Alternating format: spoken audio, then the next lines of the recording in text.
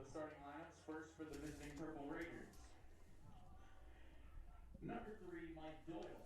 Coming to you live from George Finnie Stadium on the campus of Baldwin Wallace University.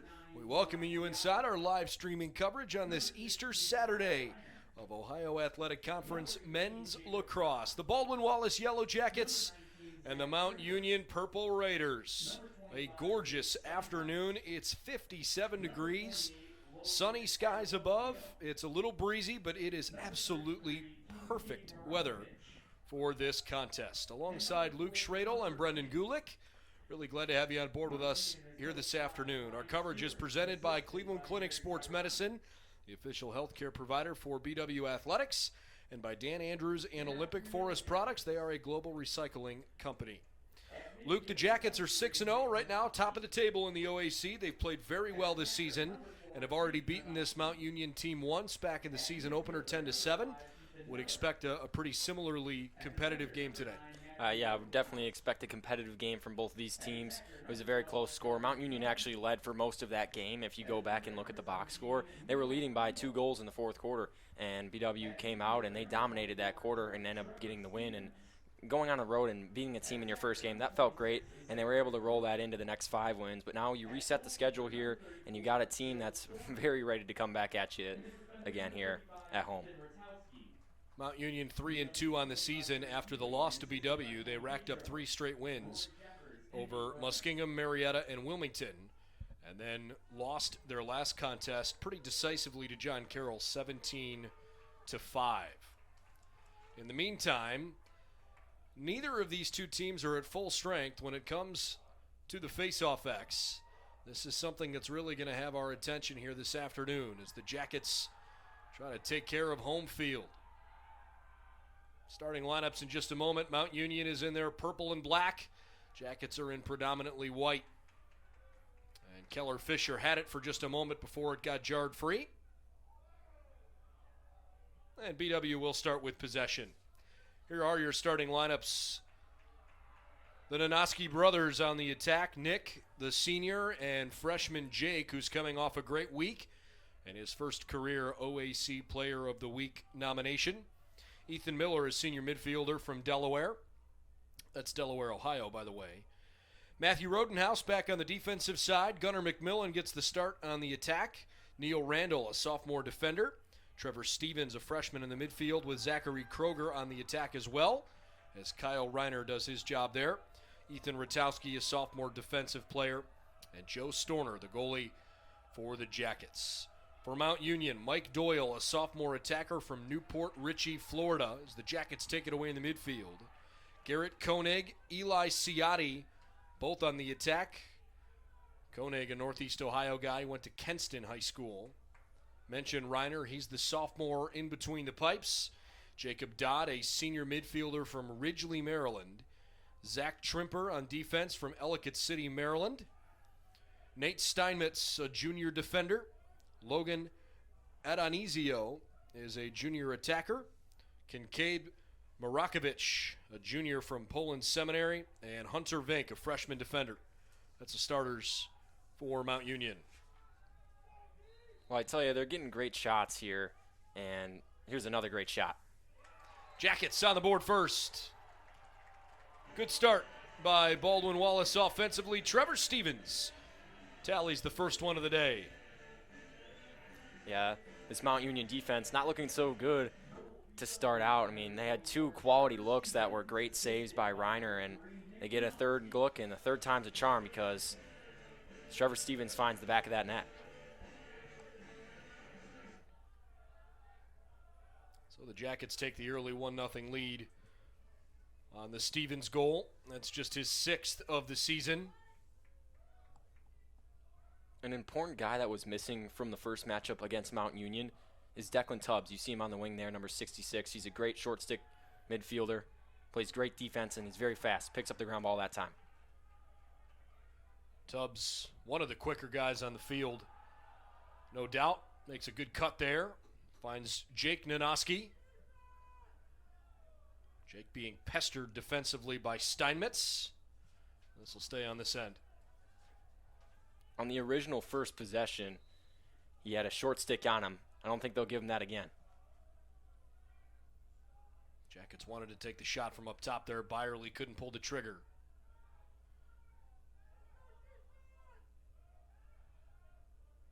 Jake Nanoski Way dunks too one. easy. Kyle Reiner was looking the wrong way, and Nanoski had no problem putting that one home. I mean, that was a waltz right in there, and you can't just let the OAC Offensive Player of the Week have a free shot at your goalie like that. Somebody's got to come there and slide and make him pay for being in the middle of the paint there. Head coach of the Yellow Jackets, Trey Keeley. Tony Tatro, Rory Jeffers, Nate Brunner, his assistants. Brian Stewart leading the way for the Purple Raiders. Mary Siren, his assistant.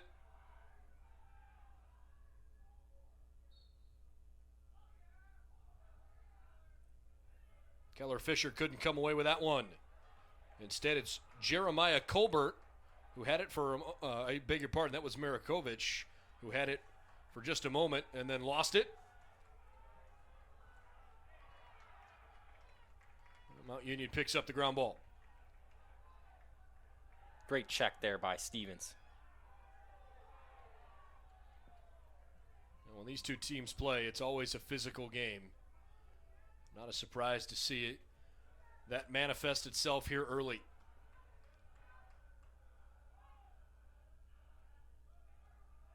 Nanoski dishes in front. Little backhanded shot was deflected.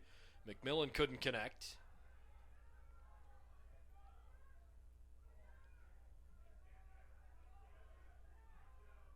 McMillan loves that backhand. He's made 3 of those so far this year. Loves to finish it up close. Jake Branton needs a little room to operate. Shot clock's at 42. He's got the short stick matchup that he wants. Evades him. A good pass across, but 2 Jackets were there and they miscommunicated. Marakovich helps clear it. Nick Antrim into the offensive end. Shot goes wide right. Stays with Mount Union, though. Came from Jacob Dodd, the long stick midi.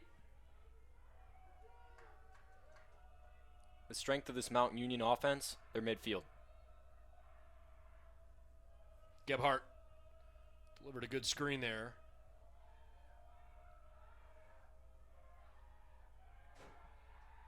Kungel fires right into Storner's stick. 2-0 Jackets. Still fairly early in the first quarter. Good long connection from BW. Adam Blos helps fuel the attack.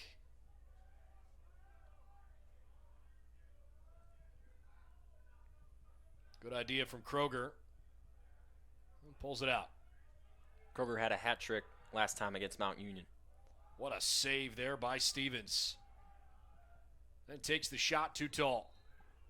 That's an underrated great play by Trevor Stevens, freshman who scored early. Stevens is wide open. Step down shot, ripped into Reinar's cross.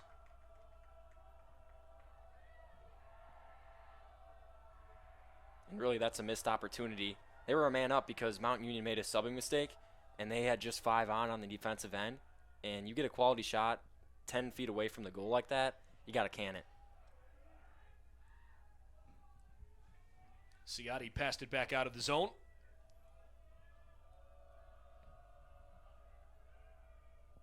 And here come the Raiders. BW defensively trying to force him to the outside. Chile holds it in. Good move by Zeusman. Too tall.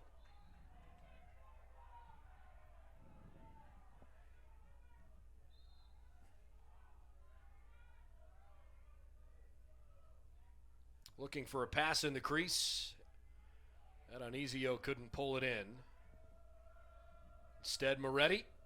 Beg your pardon, that's actually Logan Gebhardt. He was cutting down the right side there. Approaching the midway point of the first quarter, and that shot never really got off. Ball got knocked out of the cross right as it was coming in. Nice contest there by Noah Bartos and Jonas Aquila. Aquila gives to Kroger. That was defended nicely. BW trying to get the right guys on, getting this second line in midfield in.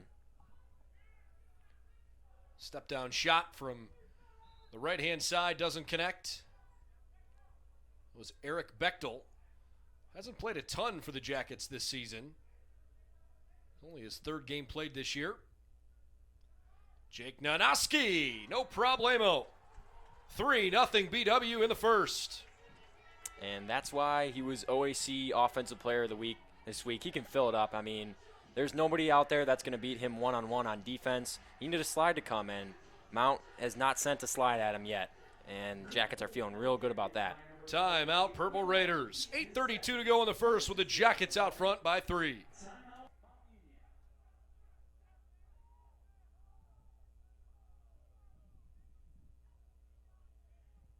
Tonight's men's lacrosse results and all of their Yellow Jacket athletic results can be accessed through the BW Athletic website at bwyellowjackets.com. Results are posted within an hour after most athletic events. Tonight's men's lacrosse game is also being webcast on the BW Athletic website at bwyellowjackets.com. You can view all BW home games on the website.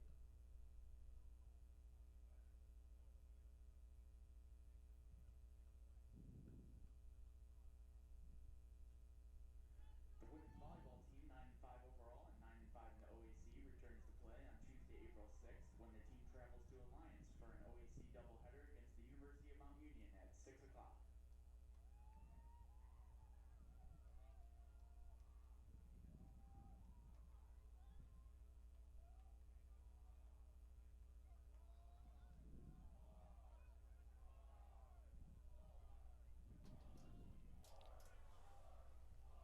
Mount Union's timeout is concluded, and we'll see if they make a defensive adjustment, because right now the Yellow Jackets are stomping on the Purple Raiders here in the first half of this opening quarter. We are nearing the halfway point, but not yet there, and BW already leads 3-0. Zachary Kroger got knocked down as he tried to add to that.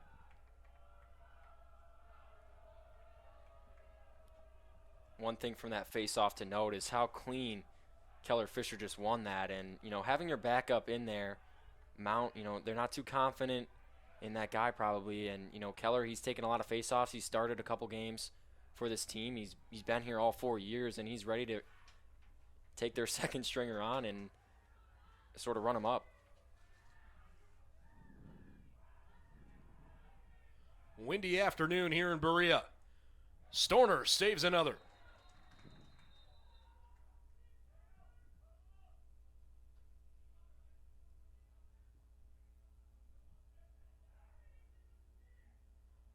Well, a whistle stopped play for a moment there, but I admit I'm not sure why.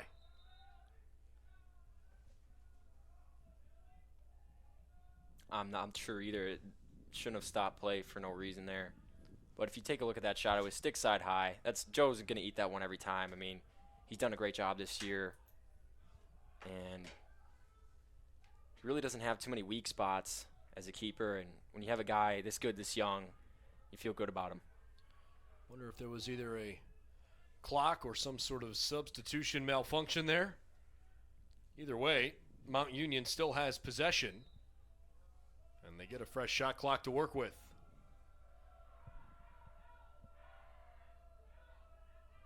So perhaps a fortuitous break, although admittedly I'm not sure if that's totally true.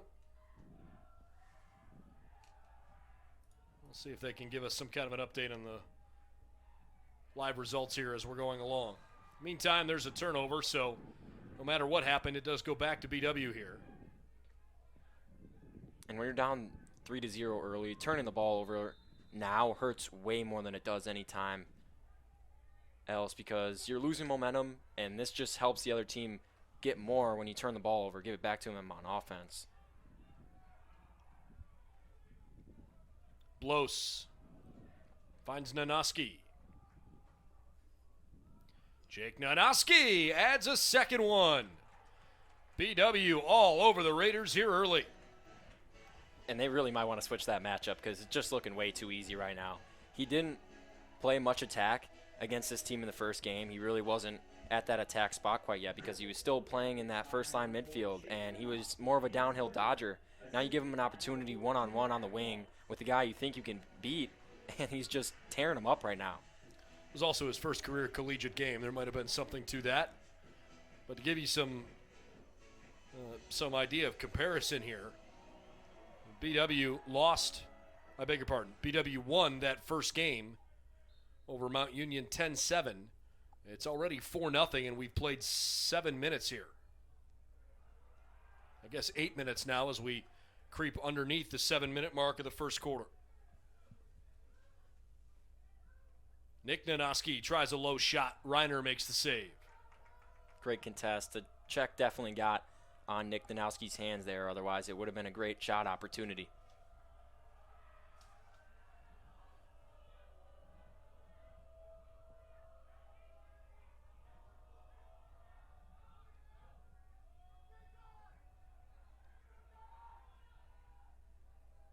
Good run all the way at the cage, and finally Mount Union scores. Jacob Dodd found his chance, took advantage of it. That's the spark they needed. They need to come alive somehow, and a long stick goal is a really great way to spark your offense. Admittedly, I thought it was a great ride. I mean, it took them a lot of time to get up the field, and they would have had a good opportunity to make a turnover, or cause a turnover, excuse me, when they settled that, but instead they go straight at him. 6:17 left in this first quarter.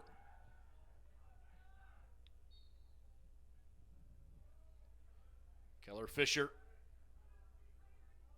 It snuck away from him on the other side. That became an easy pickup for Mount Union.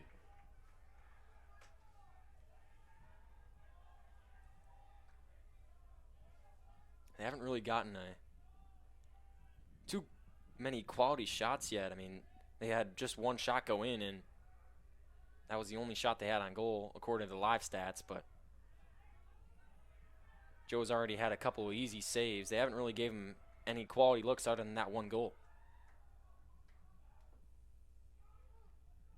Nice shot there on the near side, but Eli Ciotti couldn't connect. In my opinion, just a bad angle there. I don't like taking a shot right at goal line extended because you already have a hot goalie. He's already saving a lot of your shots, and you just give him an easy opportunity to get even more hot, making a save at goal line extended. It's certainly a tough angle to score from, no doubt. Kroger tried to slide all the way across, thought maybe he could take a shot. Instead, Jake Nanoski here.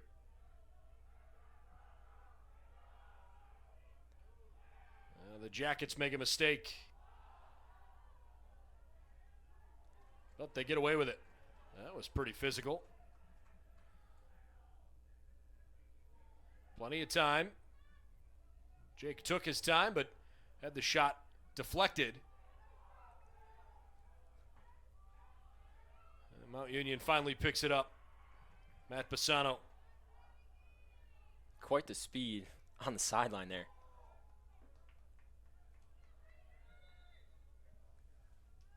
The whistle stops things. The shot clock hadn't begun yet. That was the problem. Game clock's at 4:29. It's been a problem every home game. The shot clock.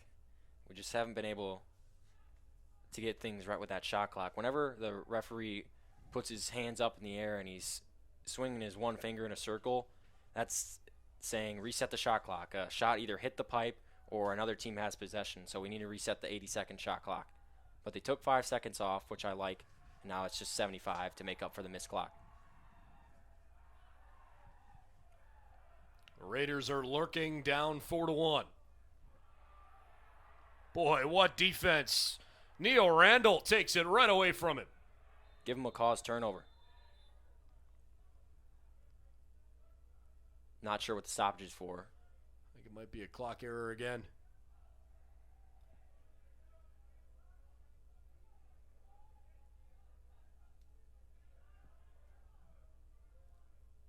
It's a very simple rule. As soon as another team possesses the ball, reset the 80. They reset it.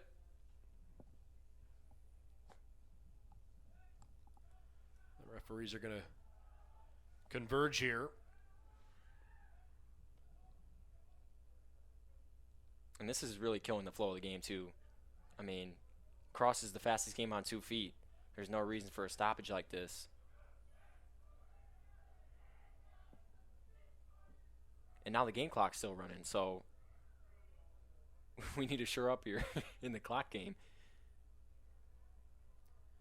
Well, hopefully they'll get it situated. It's back to 4:13, and they've got 78 seconds on the shot clock. And as a ref, you're keeping that shot clock on a timer, too. It's not just the one back there. I know that's the end-all, be-all back there, but they're definitely keeping an 80-second timer for themselves because, you know, we're going to obviously see a couple human errors with the clock, so you want to have your own. All right, off we go. Clock is running. 4 minutes, 9 seconds. Starting to get toward the latter part of this first quarter. Declan Tubbs into the offensive end. Kroger right back to Tubbs. Jackets lead 4-1. A couple of early goals from Jake Nanoski.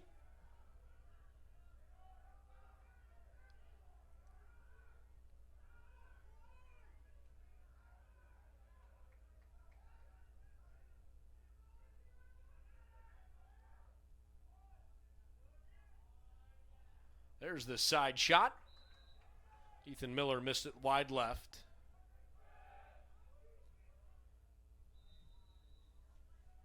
Jake Nanoski with 3. Trevor Stevens the opening goal. Yikes. And the Jackets step over the midfield line. That's a silly mistake.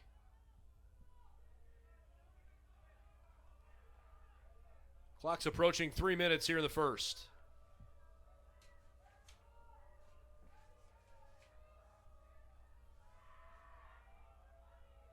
Got an O-mid stuck on defense, Trevor Stevens. Flung down to Doyle. Left side shot deflected away. Ellison Beautiful. pulled the trigger. That was great defense. And here come the Jackets. They'll give Rotowski a cause turnover for that one for sure. Noah Bartos. And BW gets the right line on. In addition to the score, the Yellow Jackets have done a good job out-possessing Mount Union here early on. And the Jackets are going to take a timeout. Perhaps they were having trouble getting the right group on the field there. Want to make sure they don't waste this possession. So it's 4-1 Jackets here late in the first quarter. The softball team, 11-7 overall and 9-7 in the OAC, is back in action on Saturday, April 10th, when the team travels to University Heights for an OAC doubleheader against John Carroll University, starting at 1 o'clock.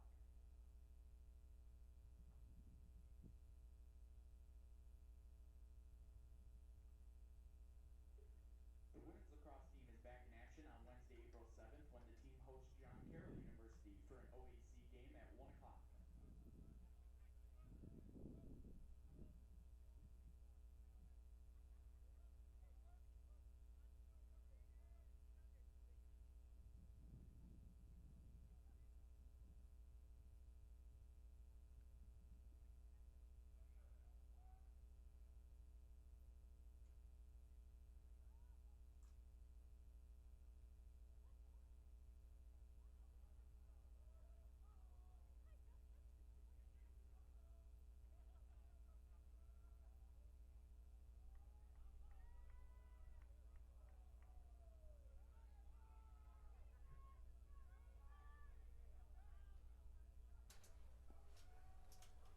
.221 left in the first quarter.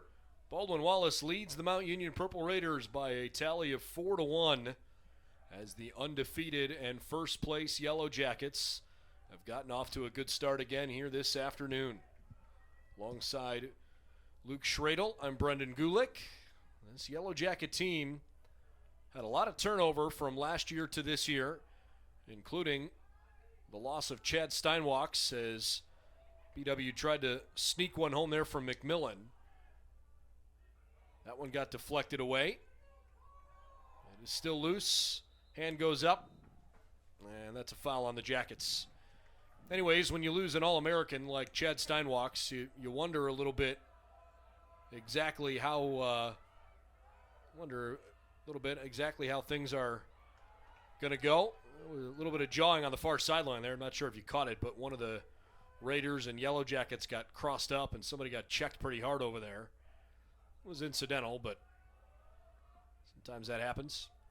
Anyways, BW, I think, has turned out to be a better offensive team this year than maybe some people expected. I don't think anybody expected them to get the amount of talent in this freshman class that they have, and Jake Nowski truly can attest to that. Storner makes a good low save off Logan Gebhardt's shot. For not starting, Gebhardt certainly has been out there for most of this game so far as we get late in the first quarter here, final minute. Gebhardt's second in goals on that Mount Union team. Jackets are going to go down a player here.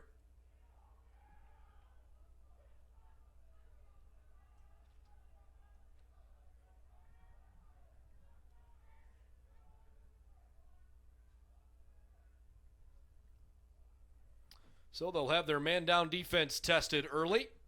For 1 minute. The referee indicated that, and I think they also indicated a trip or a push with possession. Fouls on Bartos.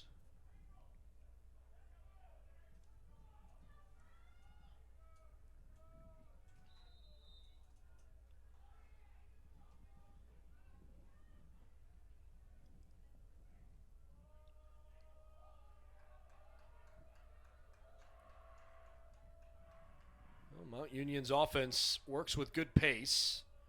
They try here at Anazio. Kungle right up at the point.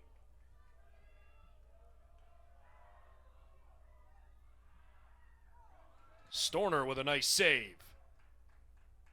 He saw that one all the way, and he stepped right to it. Was going top left, and, I mean, that's been his tendency. I know last game he went there a lot, and Joe aware of that at all times. Byerly. The bad pass across. The Yellow Jackets trying to keep it in bounds, and they do. But it probably won't have much of a chance here at the end of the quarter. Well, they do get the shot off in time, just before the horn neglected to sound. 4-1. We've had a few issues along the way, but nothing we can't work through. Yellow Jackets with an early lead here in Berea. The men's soccer team, 2-2-2 overall and 2-2-2 in the OAC, returns to play on Monday, April 5th, when the team travels to Wilmington for an Ohio Athletic Conference contest against Wilmington College at 7 o'clock.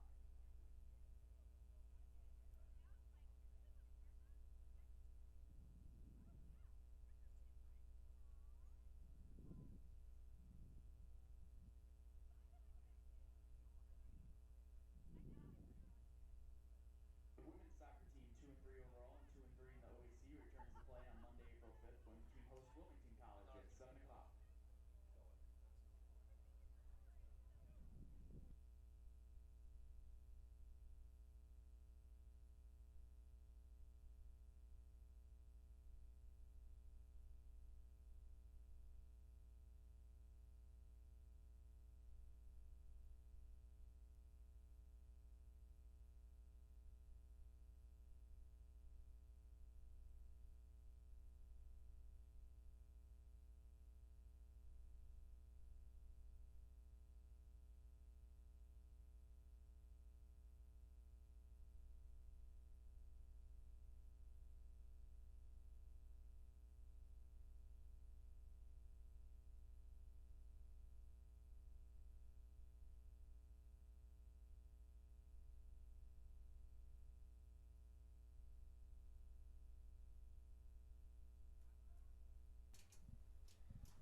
Well, time for the start of the second quarter.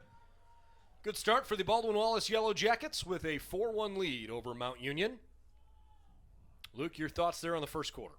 Well, they dominated the first couple of minutes, and then the Mount defense shored up, and they got that transition goal, and they kind of stopped the momentum here. Let's see if they can pick it back up in this second quarter. Jackets struggled a little bit there to get the possession after the face-off, but that's okay. Jake Nanoski wraps around and rips it home. I'm not sure how you save that one. Yeah, really good play. You definitely can't save that. I mean, he's sweeping right across the middle with his left hand, his strong hand, and nobody even can test that shot. And that's all set up by the screen coming down from that guy transitioning. He sets the screen on Nanowski's guy, and that causes them to miscommunicate something, and that allows Nanowski to sweep through the left and just can that one.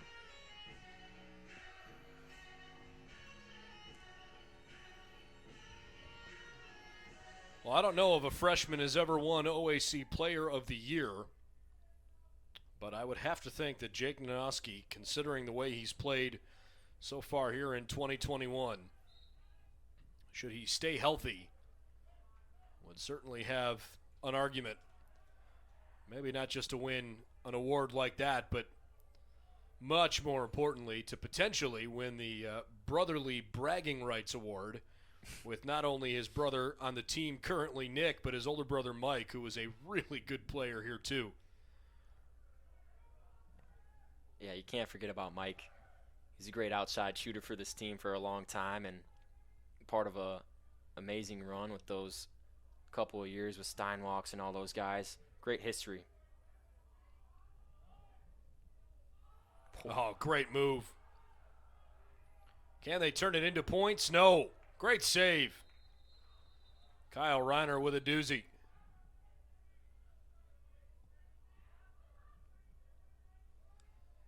Clock's at 13:54 as both sides make wholesale changes. There's a foul on Mount Union there. I didn't see what the whistle was for, but Clay... He'll be a man up here. Well, Clay Wagner's going into the box. Wagner wears 44 for Mount Union. He's listed on the roster as a goalkeeper, but he was clearly not in goal there. Maybe I missed something somewhere along the way, but either way, Wagner with the penalty.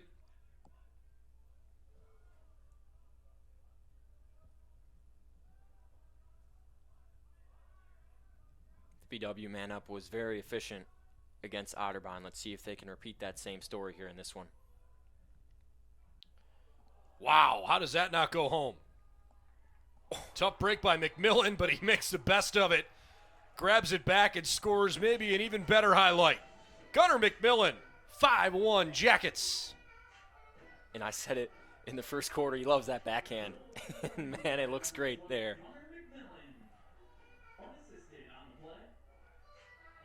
I mean, he can just pick up the garbage and put it right back in there. And that's his specialty. And you need a guy like that.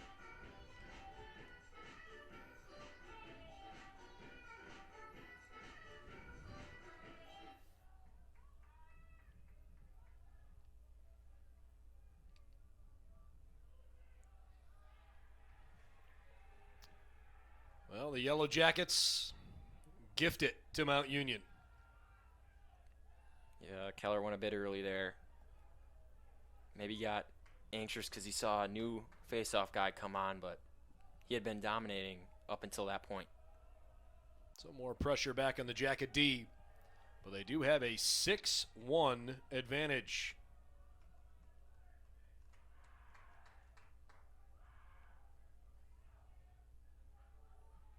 Good little pivot. Maybe a chance for Kungl. Not good enough. Storner sweeps it away there. Now this has been a fabulous first half for Baldwin Wallace thus far. Early second quarter, but things are operating nicely. Jackets get Byerly back on the field. I'd like to see him attack his short stick matchup. We'll see if they get it around to him. Kroger. Haven't really seen anything from Olin Ferguson today. Have to keep our eye on him at some point. Byerly tries to bounce one home. Good save from Reiner. Physical behind the cage there. And it will stay on this end. The Jackets just wanted that ground ball more. They had way more bodies flying to that than the Purple Raiders did. Timeout, Mount Union. BW sticking it to Mount Union tonight. 6-1 early on.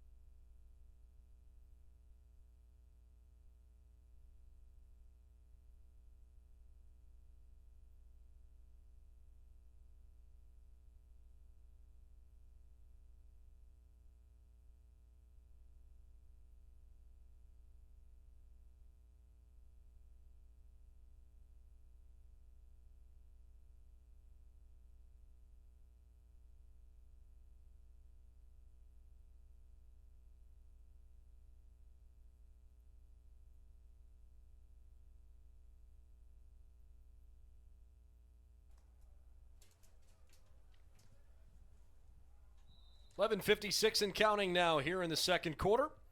Baldwin Wallace with a great start offensively, and they lead Mount Union 6-1. Jackets have outshot the Purple Raiders 21-10 in the opening 19 minutes of this game. Add another shot there. It's deflected away nicely. 7th save of the game for Reiner thus far. Jake Nanoski has 4, McMillan and Stevens the other 2.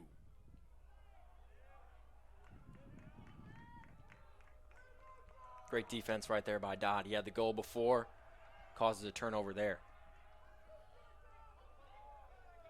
With a nice deke, comes up into the offensive end.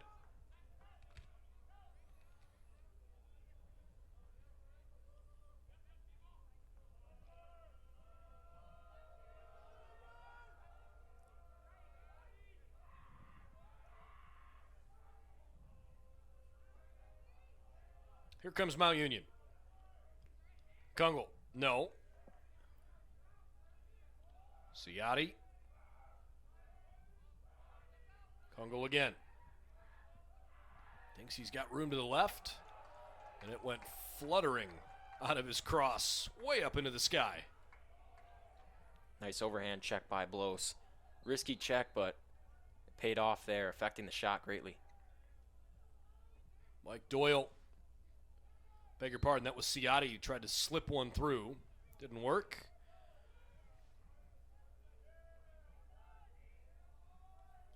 Kungle is Mount Union's best offensive threat. He's got 15 goals on the season. Can't ignore Atanasio, though. Gebhardt's had a good year, 14 points, as the Purple Raiders finally strike again.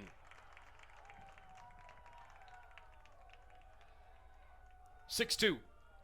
Jackets looked like they were ball watching a bit there. Leave a man open near the pipes. And he finishes with nearly no angle. And, you know, Joe with an 85% save percentage before that shot. It's got to break sometime, and they do it there.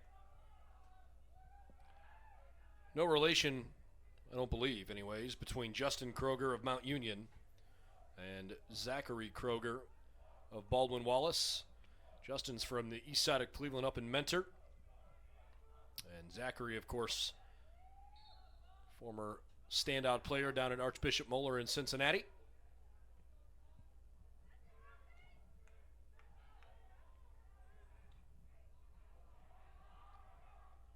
Always tough sledding.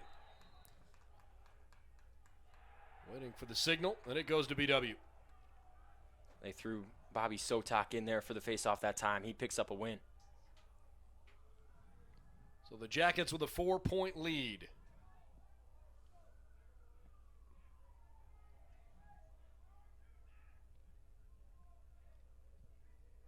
Trey Keeley so pleased with the way this Baldwin Wallace team has grown throughout the course of the year. Certainly helps when you're winning games, but admittedly in such an odd season in the first place, sometimes you're struggling just to get guys on the practice field regularly. Everything that's going on here with the pandemic, this has been a fabulous run of form for BW so far in this first month of the season. Really 2 months, I guess. Tough hit. Jackets hung onto it, nearly struck. There's the laundry, and well-deserved. That time, Stevens took a shot to the neck, popped his helmet up a little bit, so he'll take a cross-check, 1 minute sit for Trimper. Excuse me, not Trimper, that's Marakovic.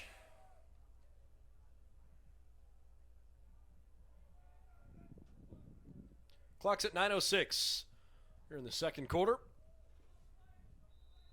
By the way, there were other games around the OAC today, but this is the only one that has not yet gone final. Wilmington and Capital, unfortunately, were canceled. Marietta beat Muskingum 11-6. Otterbein, tight win over Ohio Northern, 10-8. And not a tight game between John Carroll and Heidelberg, 29-0. Olin Ferguson, right on cue. We're just talking about him a couple minutes ago. That patented step-down shot from the left wing, and Ferguson. Ethan Miller jumping on his back. A couple of knuckleheads down there having fun. 7-2. Yeah, feeling good about himself after that shot. I mean, he's their man-up shooter. He's the guy that comes in and brings the heat. And he did exactly that there.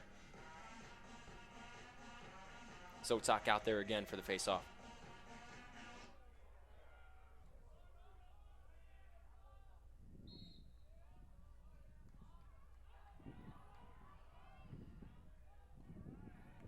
And a clean pickup by the Raiders. Marakovic brings it all the way down into the offensive end, and Mount Union goes to work.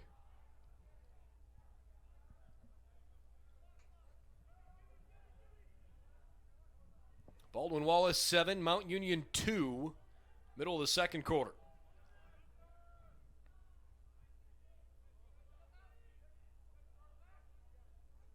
Ellison back behind the cage.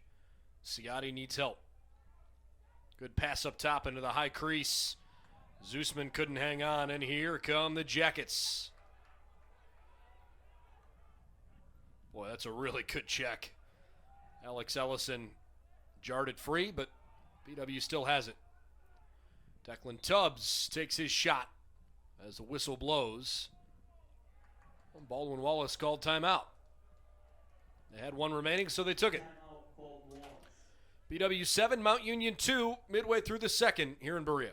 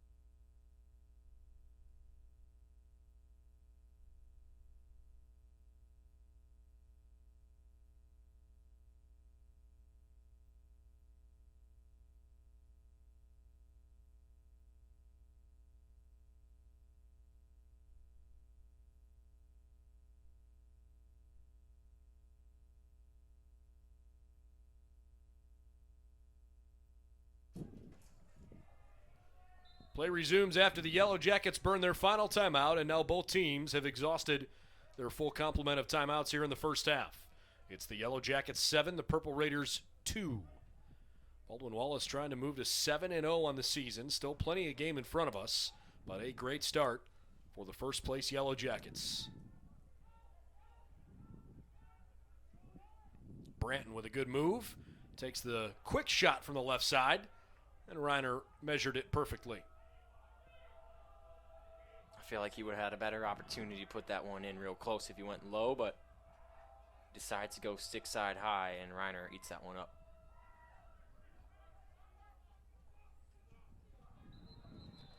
Mount Union turns it over. And that's great hustle by Branton. You know, he didn't really have the well-placed shot on the other end he wanted, so he wanted that ball back on defense. He rides hard, and they end up causing a turnover on the sideline. Fourth cause turnover for BW. Jackets have taken advantage of both their man-up chances, 2 of 2. Mount Union 0 for 2 in such opportunities. Both teams have generally cleared it well. Of the 20 total clears, 19 have been successful. This has been more about execution on the offensive end. Good try there, as Jake Nanoski will restart it. Jake scored 3 goals very quickly early in this game and added a 4th. He's got 4 of the 7. Almost got another one. And they were late to bring the double. Nanoski had a chance there. Jackets reset with a fresh clock. And a short stick matchup for Kyler Byerly. Kyler runs right by him to the cage and into the back of the net. Kyler Byerly with his 7th goal of the season, and the Jackets lead it 8-2. That's the matchup he wanted. Didn't work out the first long dodge. They swing it around a couple times, give him another chance at it, and he was a lot more aggressive on that second dodge and puts his head down and just drives right in there. No one was sliding to him that far out, and he placed that one well right over the top of the goalie. Faked low, and you see that goalie drop even a little bit, you're putting it right over the top.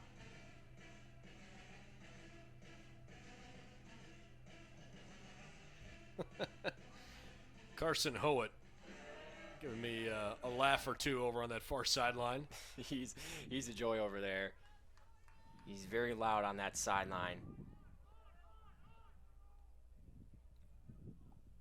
Jackets by 6 with 5:49 left in the half. Quick win from Keller Fisher. Kroger gives it up top. Branton plays near side now to Blos. And the Yellow Jackets set up the troops.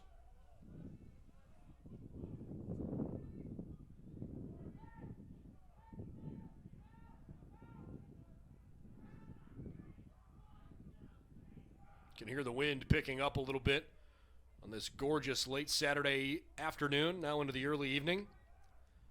Bounced shot kept out by Reiner. And the ricochet came back to him. Jackets trying to get into that ride.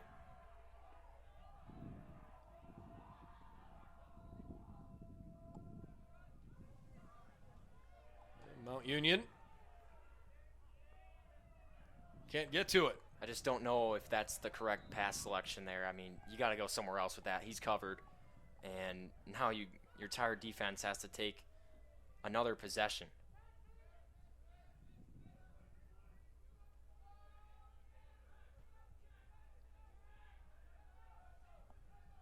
Everything's just sort of starting to stack up against the Purple Raiders. Nanoski shovels one inside. What was better there, the pass or the shot? Oh, what a beautiful goal. McMillan again in the upper left. There was an earlier goal in the season where Nanoski flipped it to Gunner just like that, and wow, they're a freshman duo to watch. These guys are going to be good for a very long time for this team.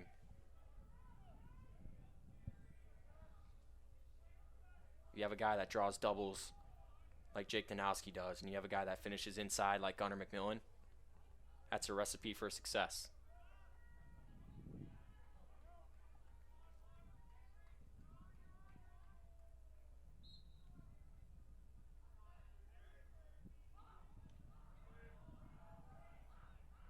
Mount Union wins the face-off.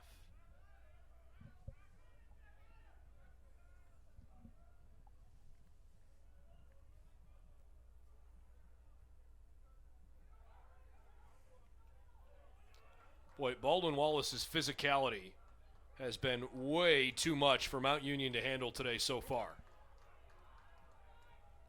What a play. Oh, nearly a highlight reel goal. McMillan thought about a ridiculous shot. That would have ended up on SportsCenter. Oof. 9-2 at the moment.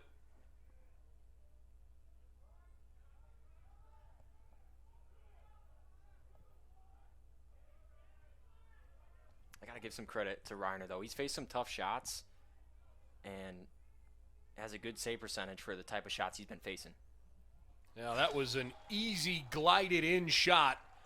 Perfect pass down low. Gage Snyder just kind of lays it in. Actually, beg your pardon, that was McMillan again. I thought it was Gage Snyder, but McMillan scores. Nick Nanoski on the assist. Must have had Reiner blinded somehow because McMillan just kind of rolled it into the goal. And the defense was ball watching too. Nanowski finds Gunnar McMillan, who was sneaking up the pipes, caught his defender cheating in towards the middle, and gave him just enough space to get that one off. Well, one thing's for sure, this is a Yellow Jacket team that has OAC championship potential. And before the season started, I'm not sure if you would have thought that were the case just because of how young and unproven this group is, but my goodness, this has been an awfully good performance against a pretty darn good Mount Union team. And I guarantee you this one will be making headlines across town, where John Carroll has really been the only other program the last couple years as flags finally fly in. John Carroll and BW have had the two best men's lacrosse programs in the league the last few years.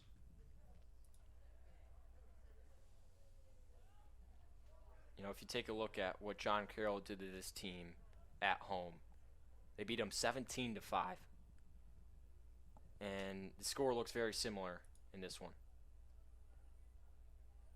A lot of game left, though. Still 3 minutes left in the first half. And they're going to wave the flags off.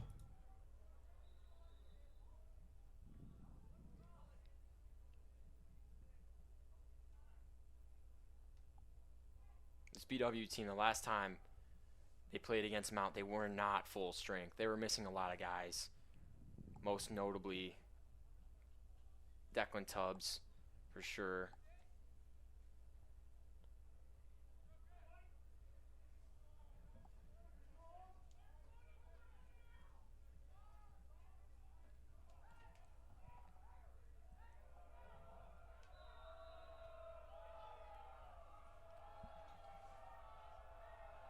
Mount Union trying to outrun the ride. No armbar there from Keswani. Still got awfully physical in the midfield. The Jackets just take it right from him. A vicious hit, though. Rodenhouse helps bring it across. Nanoski backside. McMillan. Oh, it's a filthy goal.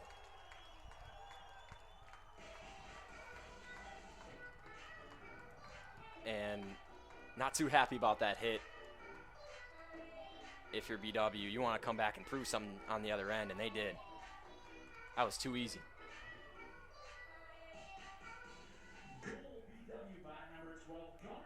Gunnar had 5 goals last time out against this team. He's starting to get there again.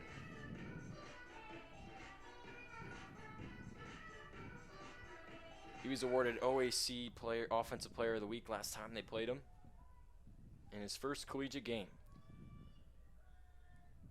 Baldwin Wallace is out shooting Mount Union in the first half 34-13. The Jackets have taken 34 shots, and we've only played 27 minutes. 11-2. Take another shot. That was a good step down. Kroger had it blocked.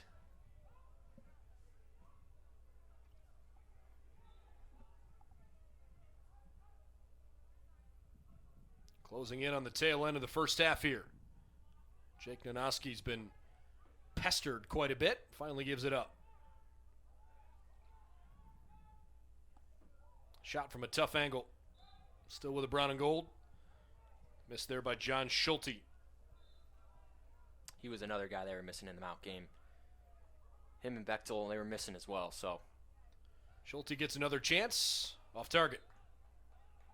Those are two important pieces on the midfield you were missing, and Tubbs. Shot clock's at 40.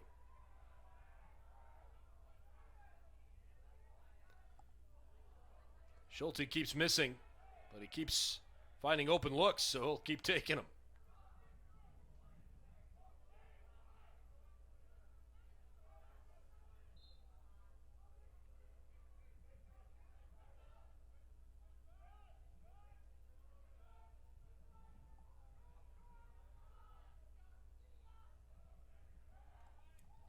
Good quick pull of the trigger there from Trevor Stevens. Missed high. 19 seconds on the shot clock. As the season goes by, you start to see these freshmen just gaining unlimited confidence. 10 seconds. Nanoski. Across. A bounced shot. Well, the Jackets certainly had their chances, but back to the other end as they settle into their ride. As they just hit 40 shots in this first half. They've been letting it fly.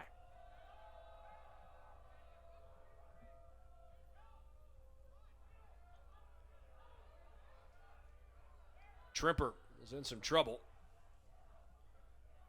They cross on the far side. Kungle now, usually a calming presence for this Mount Union offense. Keep your eye on 21. We got 43 seconds left before halftime.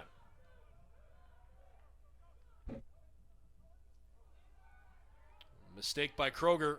Jackets are racing after it. Oh, that was sweet. Rutowski with great speed tried to bounce one home.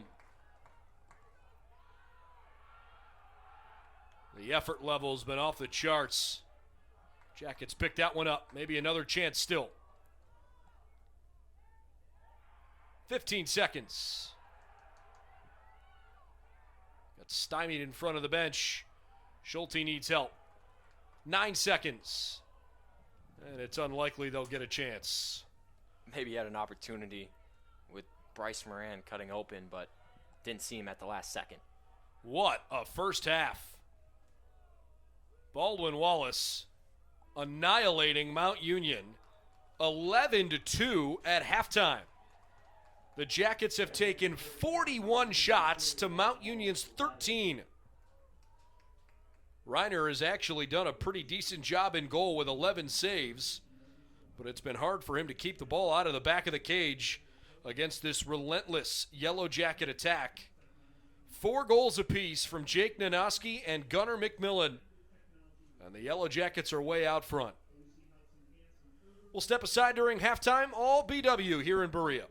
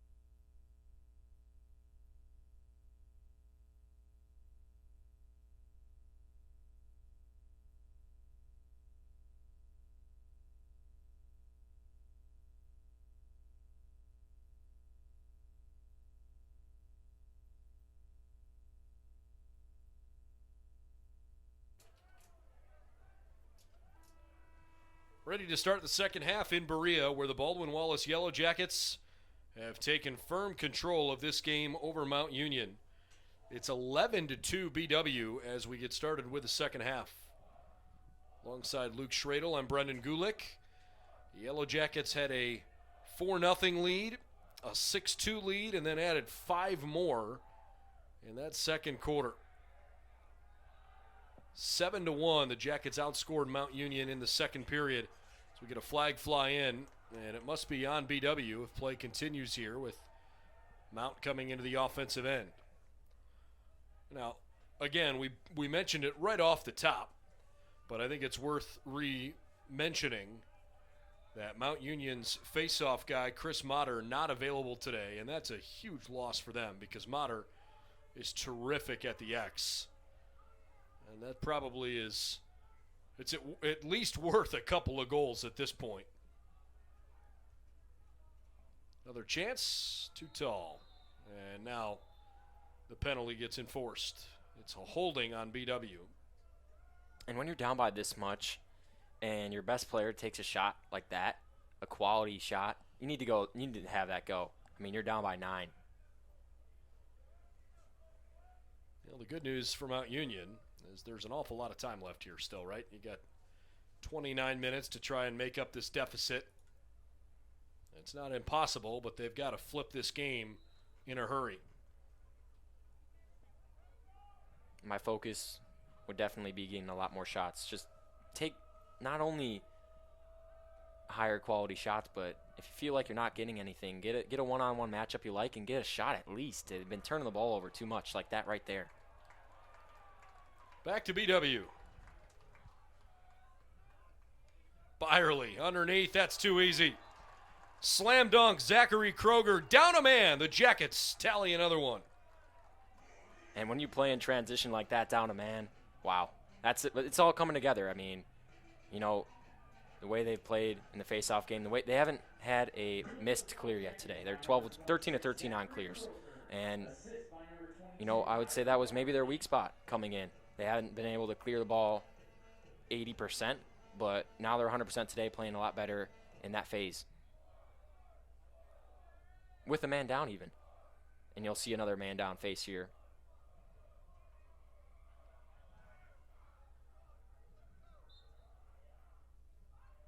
In this situation, Mount wants to make this a ground ball, but Keller wins it forward and allowing his guys to get in the right position. Win a man down face-off. Mount Union takes it right back.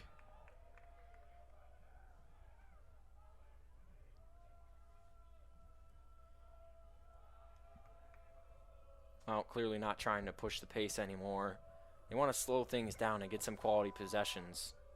But, I mean, the only goal you had in the first quarter was a fast break goal, and the way they've been slowing it down, I'm just not a fan of. Maybe this will work out better for the Purple Raiders. Unfortunately not. Maybe there's a hole right in the middle of Ciotti's cross. I don't know.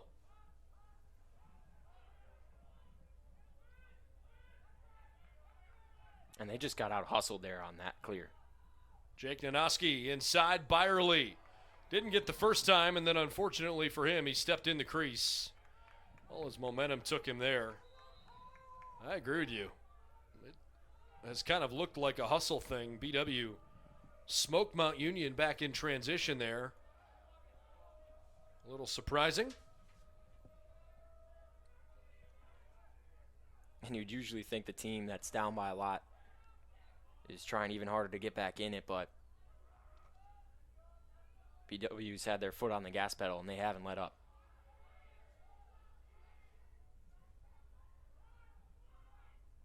Ellison, good pass. Couple of good passes, in fact. And an Ezio shot is well off the mark.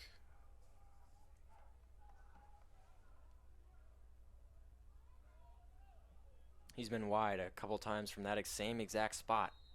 Got to dial that up. I mean, he's their leading point scorer. He needs to come alive.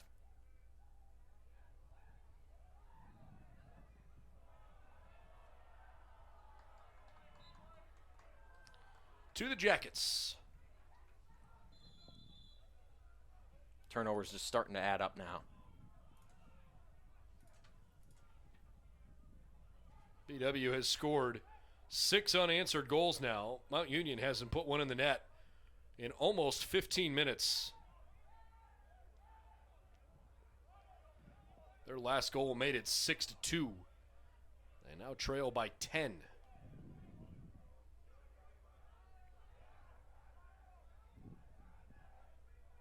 Ethan Miller near side now, Stevens.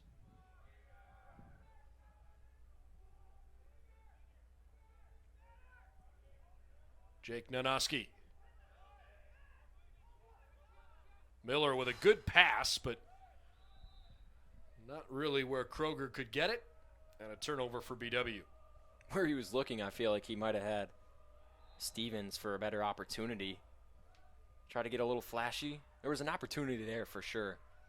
But the more sure pass would have been probably Stevens. McMillan's so close to jarring that one free. Instead, the Jackets take it away in the offensive zone. Boy, Mount Union looks like they're playing in quicksand right now. And that's the way BW has been making it hard on them in the clear. Although they're just 12 of 15, those 3 turnovers can make a lot of big difference.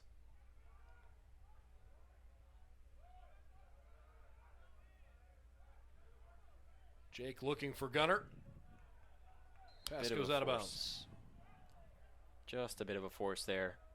He had him open for maybe a millisecond.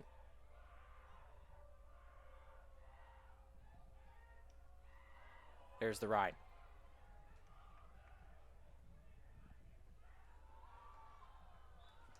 Oh my goodness. This is getting ugly.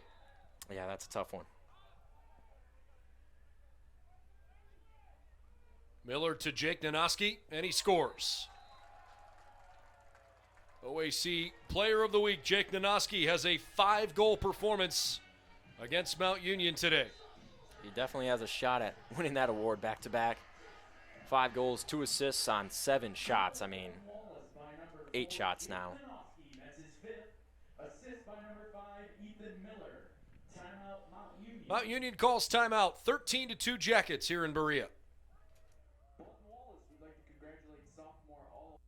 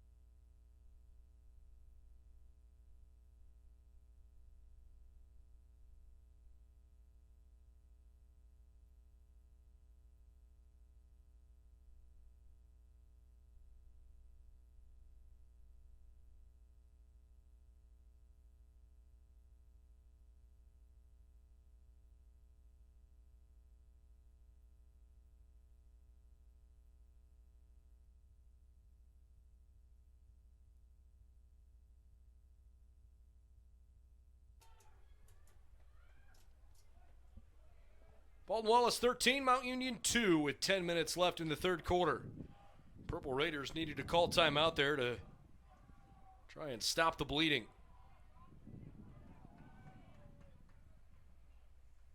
Not sure it worked. Right out of the break, Zachary Kroger, within just a few seconds, runs to the net, puts it home. Sotok wins it forward, finds the open man, and Kroger goes aggressive to score that one with the bouncer.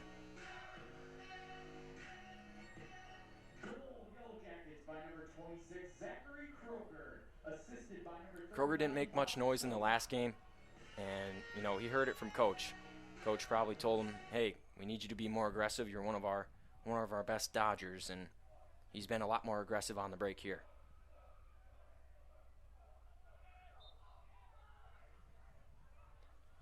Now, again, I think Mount Union's lack of having Chris Motter has really bothered them. It's going to be Mount Union ball.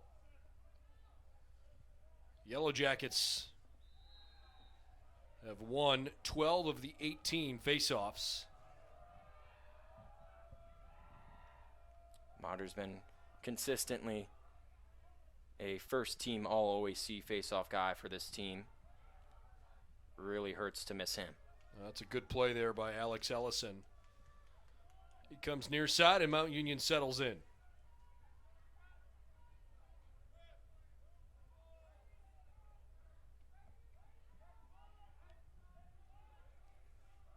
Gebhardt tries the left-hand side.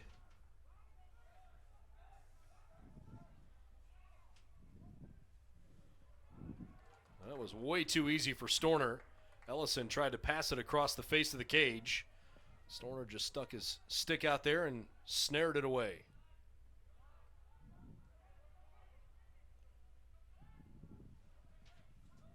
Good job in the clear game from the Jackets there. Shawn Davis, the freshman from New York, is in there in the midfield. He's a two-sport athlete, also playing football. Not right now, though, because they're in season during the spring, but he'll get a chance in the fall. Baldwin Wallace tallies another one. Gunnar McMillan scores again.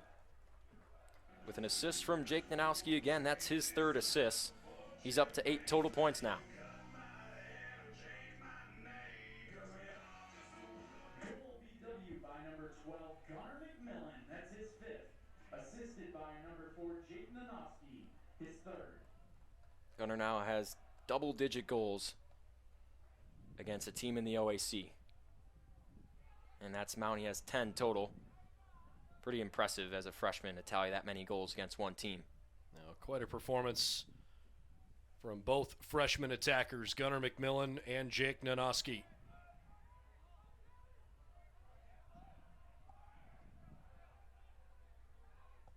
Another good save by Storner. You know, and for as good as the Yellow Jacket attack has been, and they deserve a ton of credit, Storner's had a very good performance today. Might need another one here after Mount Union took that away, but they were caught in the middle of a substitution and really didn't have any of the offensive reinforcements they wanted. So Adonisio just kind of holds it out there.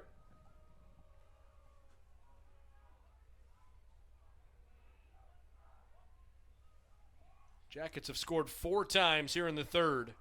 They lead it 15-2.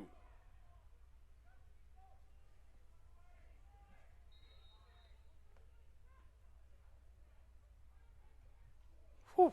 That's an illegal hit for sure. Rodenhouse drew the flag, but Mount Union scored anyways.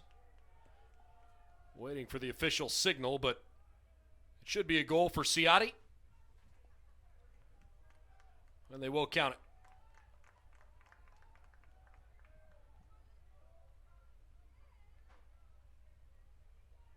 Joe's not too happy, and that usually tells me somebody didn't slide or he was in the crease, and that's what they're talking about. I mean, he was inches away from that crease, and just lucky that that check had so much velocity that it continued onto his head and draws the flag. But we need to get a final call here. You can hear somebody from across the way yelling, "What do we have?"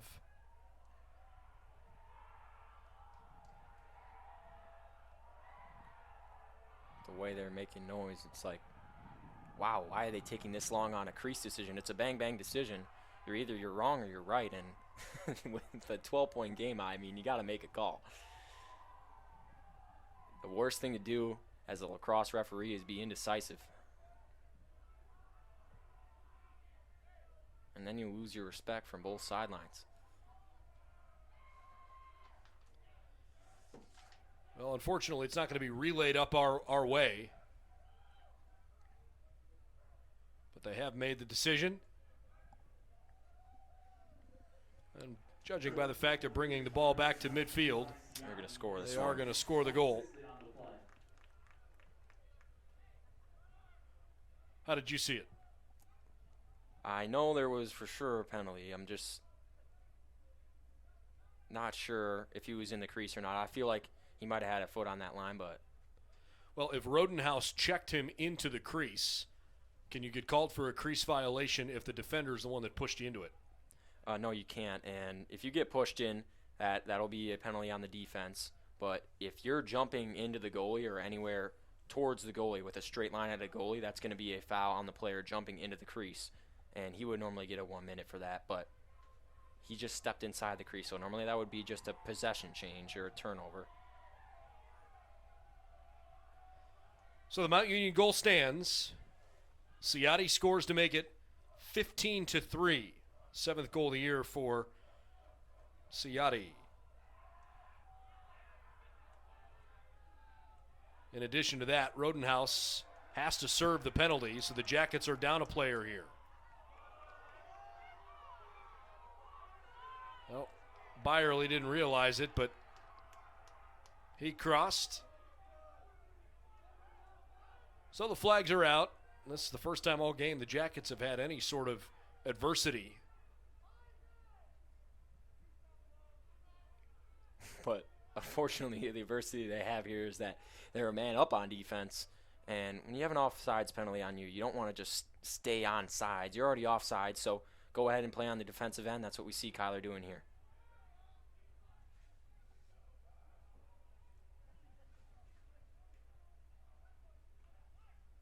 Storner kept it away. Great save, but a quality shot. Mount needs a lot more of those. All right, so Byerly over to the sin bin. He'll step in for 30 seconds. That means they'll be down 2 men. Check what this Rodenhouse call is, because they'll most likely release him in a couple of seconds here. Yeah, he just got a 30-second, so he should be out soon. And it'll be just 1 man down with Rodenhouse coming on. At the moment, 6-on-4 with 6:43 left in the third, and the Jackets ahead 15-3.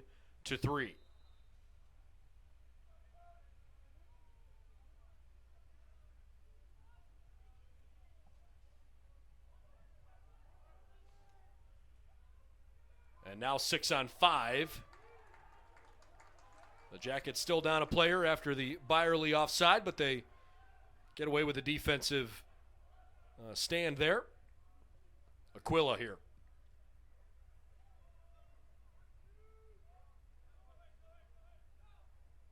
That lefty over the top cannon into stick side high has been his combination. That just has not been a recipe for success.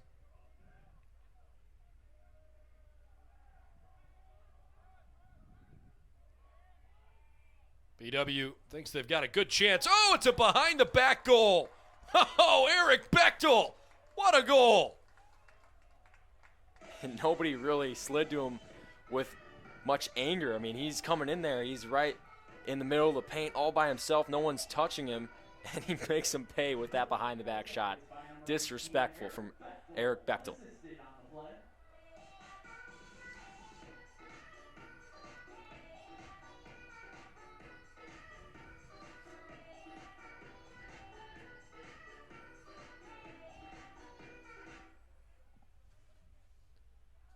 So the Yellow Jacket lead increases to 16-3.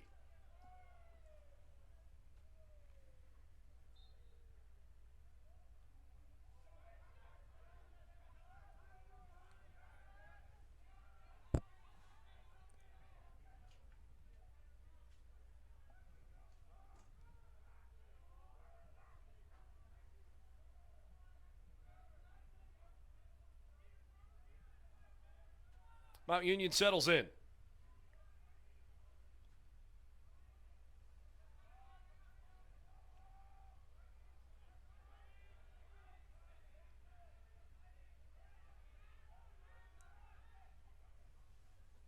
Purple Raiders trying to attack on the right-hand side, sliding across. Gebhardt needed help, and the shot there goes way too tall from Adanizio. That's just not going to go from 15 yards out. Joe has been eating them up all game, although that one goes high. They need a shot that's quality inside 10 yards of the keep. There's one. That counts. That qualifies. And a good goal from Alex Ellison. All it takes is a nice look about 7 yards from the cage for you to have a good opportunity, in my opinion. They've just been taking way too many outside shots and not canning them. You know, something's not working for you, you got to change your recipe, and they do that time. Works out.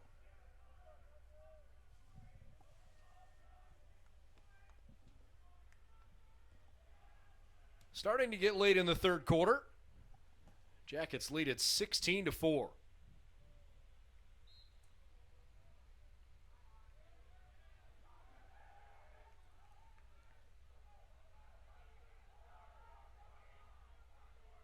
Well, suddenly Mount Union's face-off game is getting better.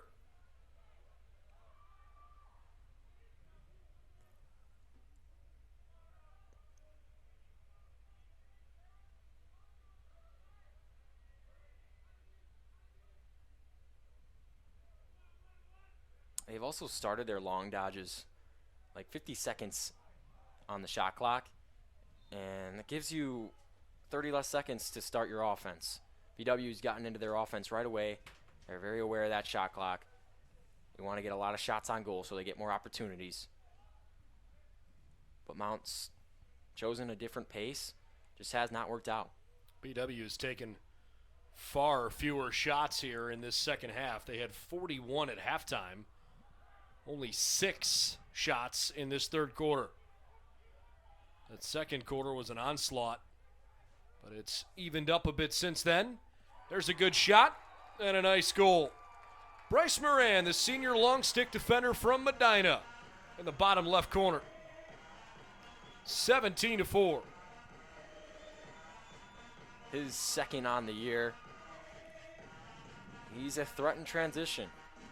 Although he scored his only goal against Wilmington, but I mean, he's shown that his shot is able to go in. Well-placed shot, goes low there. And a long stick shot is much harder to save. It's much more unpredictable coming off the twine.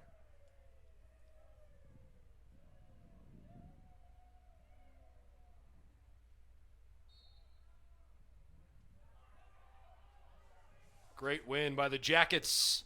Boy, that took no time at all.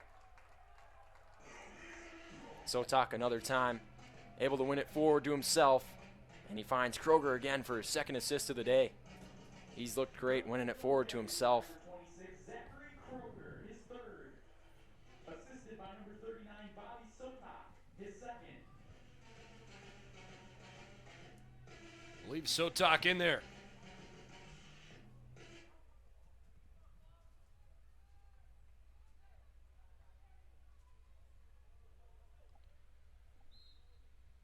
Meantime, I think Mount Union's made a goalie change as Brooke McClay is now in the game in between the pipes. Kyle Reiner has checked out. So the junior from Indian Hill down in Cincinnati, new goaltender for Mount Union. Raiders are down 18-4 late in the third quarter. Gebhart.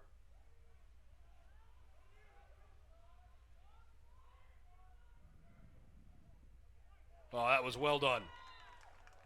Easy lay-in goal for Eli Ciotti. Fake slow. Storner bought the fake, and Ciotti easily scores up top.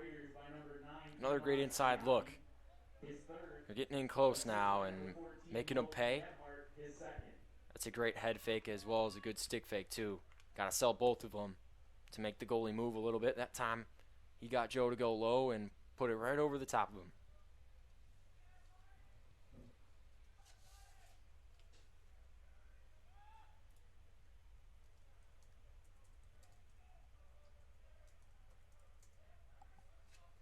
.259 here in the third quarter.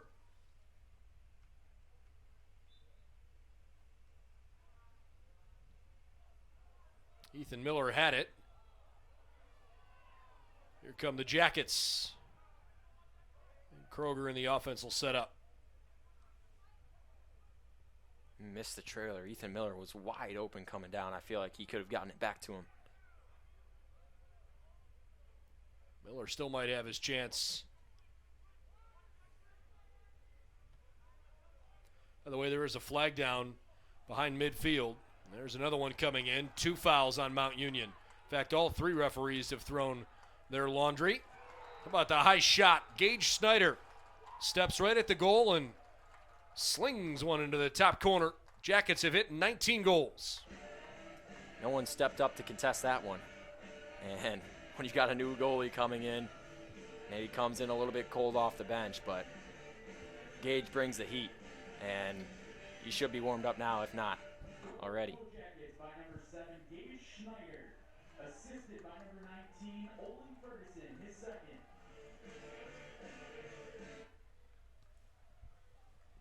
I think we're going to see an unnecessary roughness call or a player conduct. And it was to the head, so an opportunity to make this 2 minutes or even 1 minute locked in. It's all at the discrepancy of the referees. They choose the amount of time, and they choose whether it's locked in or not based on how severe of a penalty it is.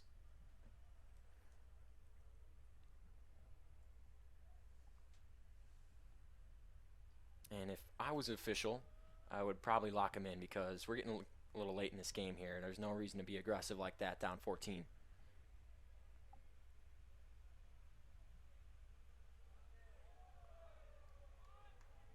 But they just go 1 minute, don't lock it in. So the goal counts. The Jackets will have a 1-man advantage here. There were 2 different penalties, both on hits to the head there. One of those obviously was waved off because of the goal being scored, but the other one has to be served. So it's 19-5 with 2:21 left in the third. And the clock rolls. That's how the man-down face-off should be done. That was textbook. Jake Nanoski holding behind the cage. Jackets have doubled up Mount Union 50-26 in the shot category.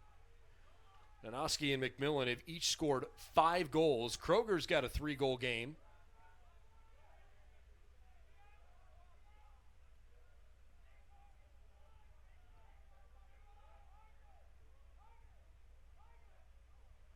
Jake Nanoski with a rare turnover against a man-down defense. Yeah, not the best decision there to skip it over to the top of the key. Oh, what a hit. Good, clean hit. And then, unfortunately, that Purple Raider is down. Kroger tried to bounce one home. He misses the shot. I certainly don't want to see anybody get hurt. Yeah, not late this late in the game. That is Cole Benson, the freshman from Hilton Head, South Carolina, who was slow to get up. We'll step aside.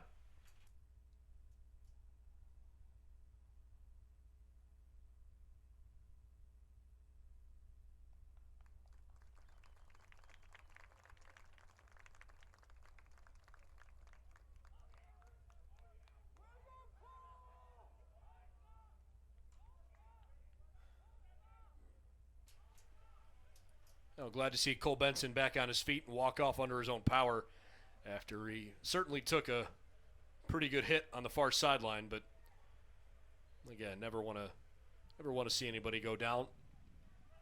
Late in the third quarter, and frankly, the game hasn't been very competitive for a while here. BW is blowing out Mount Union 19-5 this afternoon. Meanwhile, the sun has gone away. A little cloud cover that's rolled in.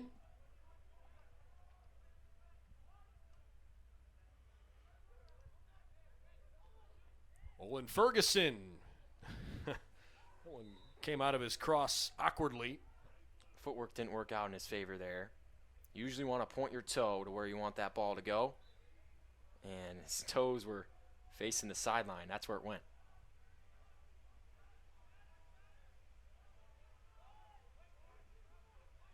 I love this matchup.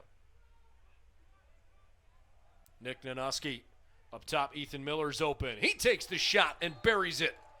Beats Brooke McClay inside the left post. The Jackets have a 20-goal performance.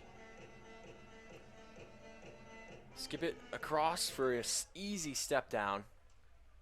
Not much of a contest on Ethan's shot. He's more known as a passer, but had some nice velocity there on that one.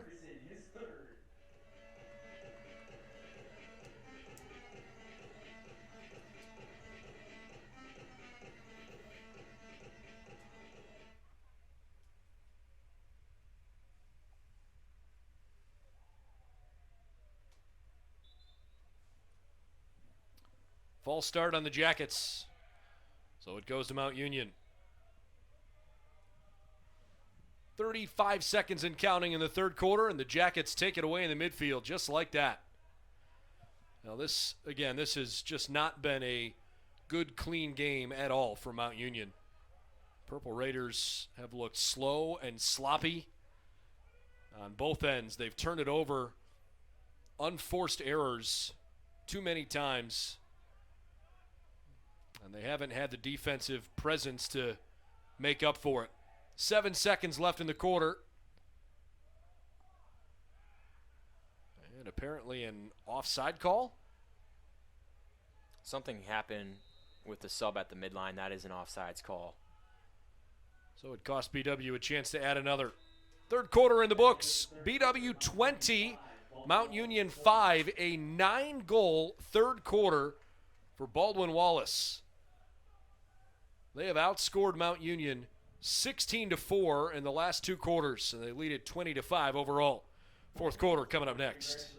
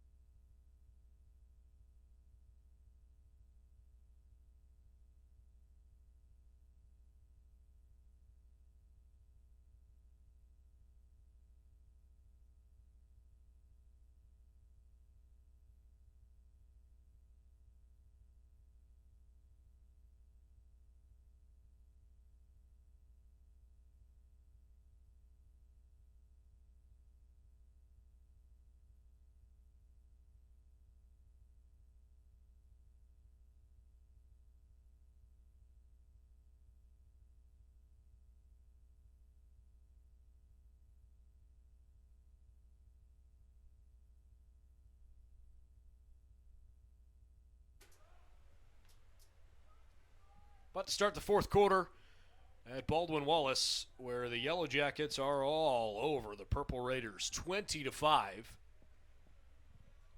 And the Jackets are clearly putting in a number of different players. They've made changes all over, including in goal, where freshman Samuel Lopiccolo gets an opportunity. Still a few of the starters out there, including these two freshmen, McMillan and Nanoski. That one was saved by Brooke McClay. But a few other changes, including JT Schroeder, sophomore defender from Washington. Here's Kincaid Marakovich. Jackets also put in Clay Kolke, the junior defender from Medina. You might not have seen a lot of Lopiccolo, but I certainly have. I've watched him quite a bit in practice. He's made some amazing saves in practice. There was one that he made 3 saves on one possession in practice, so glad to see him get some time. What's the biggest difference in your mind between him and Storner? If I had to pick anything, he's a great athlete outside of the cage, but you know, Joe's saving ability is second to none. One thing that in particular they talk about. If there's one thing that Joe struggles with, it would be letting up rebounds. But other than that, he's played great this year. He's played great this game. I mean, 66%. What more can you ask for? Yeah, and only 5 goals allowed. Offense has done its job on the other end of the field, too. Ellison. Oh, good job by Lopiccolo there. That time he had a little bit of a trouble with the rebound there. If you're a goalie, you want to see that thing go in your stick so you can quick out it. But bounces off his stick there. Kongo back up top into the crease. Some nice defense by Keaton Trout. Usually don't see him on this end. He's listed as an attackman. Jimmy Brown playing defense too on the point. Oh, that was really nicely done. Brown didn't really defend the pass up top much from Gebhardt. That was a pretty easy goal for Mount Union. It just felt like he was too close there. Felt like he was in the crease to me, but they'll score this one. So it's 20-6. And those are the toughest saves, right? When an offense gets you moving around, and especially when they go from behind the cage to right in front. Goal Purple Raiders by number 9, Eli Ciotti, his 4th. Assist by number 14, Logan Gebhardt, his 3rd. Another face-off guy, Zach Marinello. They've been switching it up, giving everybody a shot, see what they got over there on that sideline. And that time he wins it forward and picks it up. Here come the Jackets.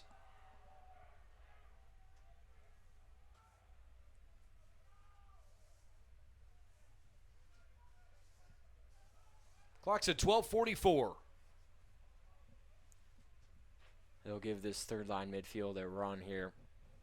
Switch things up at attack as well. They bring in Caleb Delaney along with Olin there at the attack line.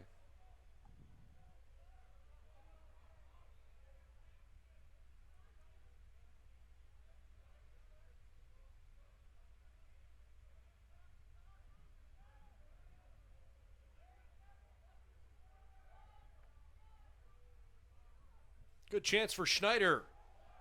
Missed the mark. Good save from McClay. He got a little bit on it. But the Jackets keep it offensively. Caleb Delaney keeps it alive.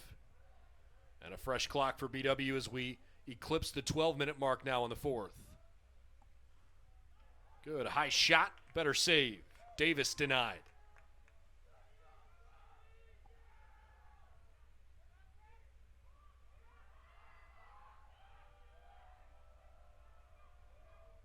A lot of high pressure. Tripper helps bring it across, but Mount Union turns it over again. The Jackets sloppy too.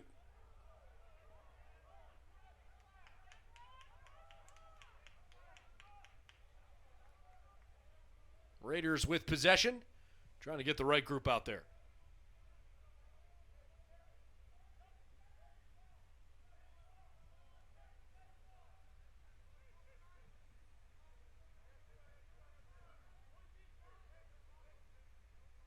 Zusman.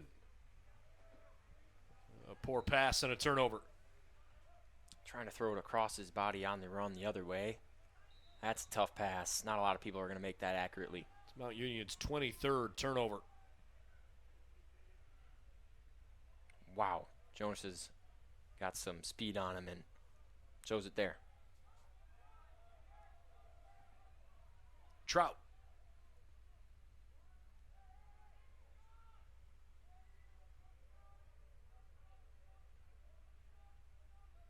Didn't get to talk about it on the last possession, but Delaney picked up that ground ball, didn't see what he liked, and smart move to bring it out and reset. Although they didn't make that shot, he made a second opportunity.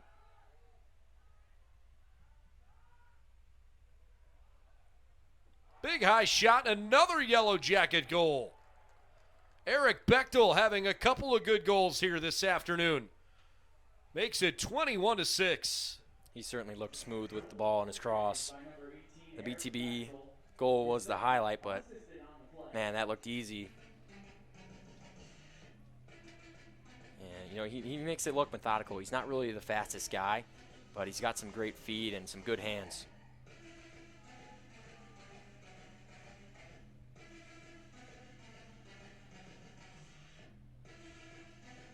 This game is just as much about how good you are with the stick as how athletic you are.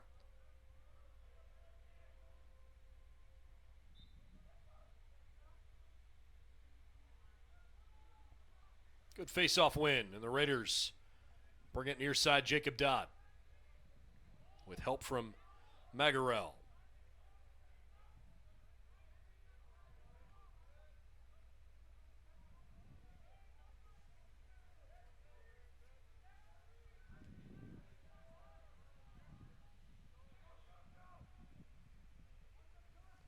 Mount Union with a good pass into a shooting spot for Gebhardt, but he couldn't handle it.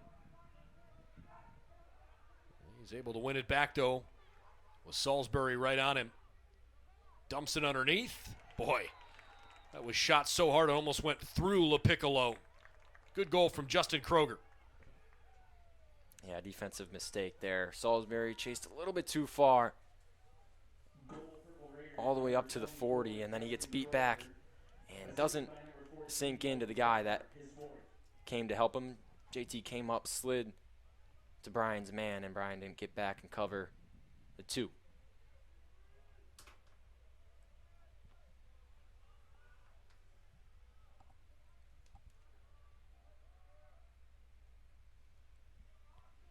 .927 left in regulation, and the Jackets lead it 21-7.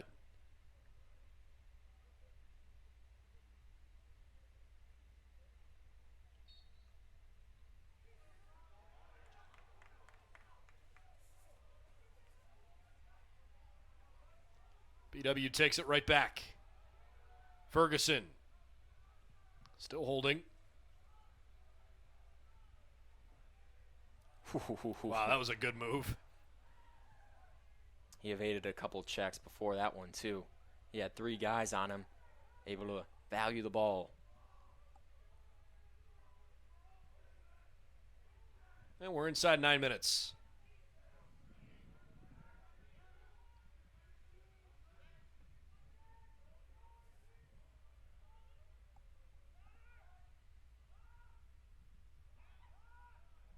Good low shot fake. Branton didn't have room to shoot. Connected on the pass inside. Ferguson misfires.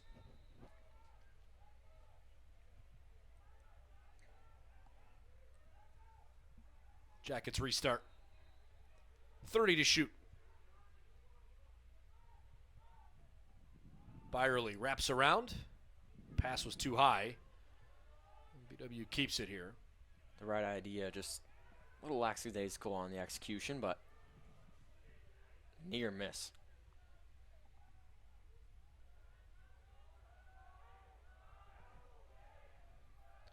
Five to shoot. Got to find somebody up top. No, it won't happen. That's a bad mistake. Throwing it all the way up the field like that as time expires. Usually the plan is when you get to 1 or 2 seconds left on the shot clock, you're not going to get a good opportunity, so you just send that into the far corner and let the defense clear it. But you mentioned not a good mistake. But in a 14-goal game with 8 minutes to play, you probably can get away with that. Exactly right. They played good enough today that they've earned a couple mistakes to make. Zusman backpedaling as he measures up the defense. Wants to go by Tubbs.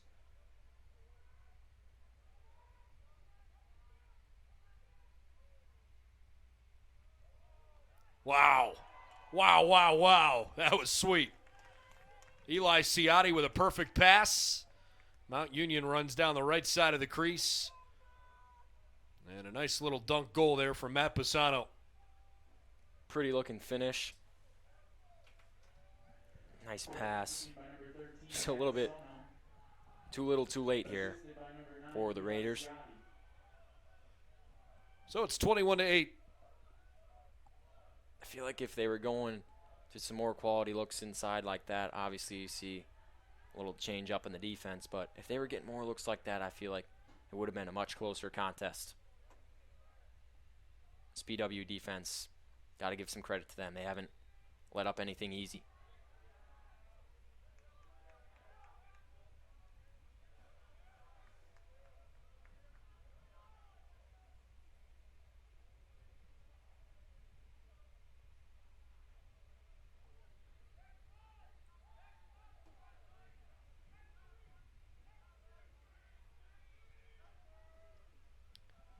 Purple Raiders trying to spread things out.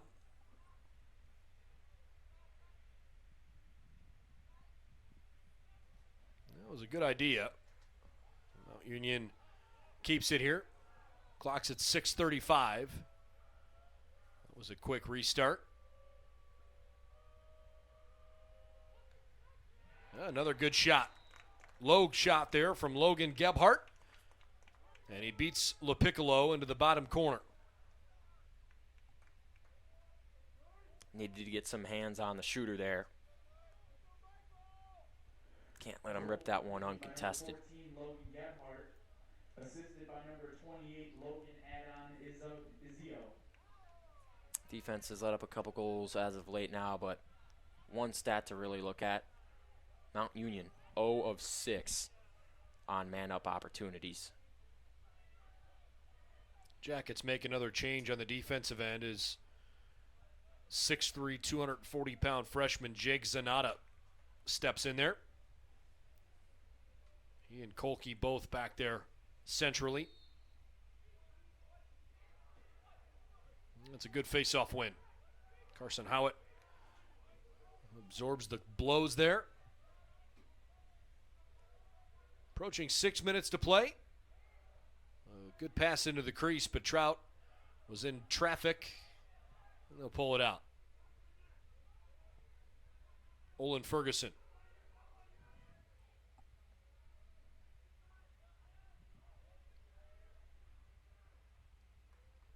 Ferguson marked by Hunter Vink. Flag comes out, foul on Mount Union.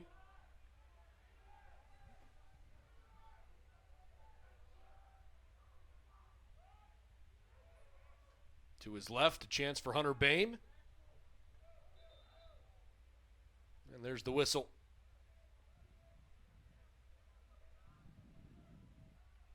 Penalties on Zach Trimper.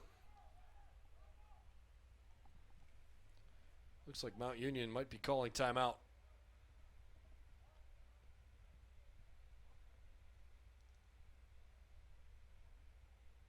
They haven't played too well on man down, so I'm assuming that's what the timeout would be to talk over. BW's been 2 of 3, just 3 opportunities, but they've been efficient on those. Okay, timeout Purple Raiders, 21-9 Jackets. Back in a moment. Timeout Mount Union.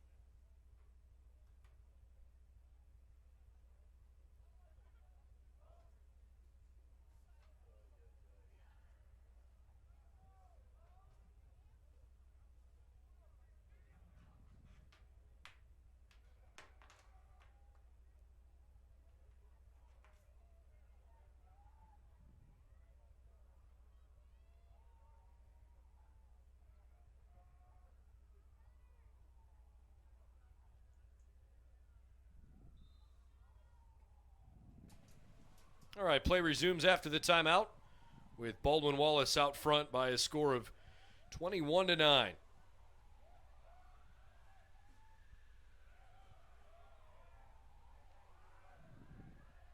Yellow Jackets have controlled this game throughout its entirety. Ferguson wanted to shoot, but lost control of it before he could actually pull off a shot. BW has never trailed, and frankly, they have never really been threatened to trail at any point in this game either. Got off to a fast start. Mount Union's had a hard time keeping up. Purple Raiders are playing better here in this fourth quarter, but too little, too late. Jackets with another chance. McMillan, add another one. That's a tough shot to stop. And he faked that backhand. And the fact that you can that backhand makes a defender more likely to go for the fake. And that time, Gunner gets him going and finishes. Schneider gets credit for the assist.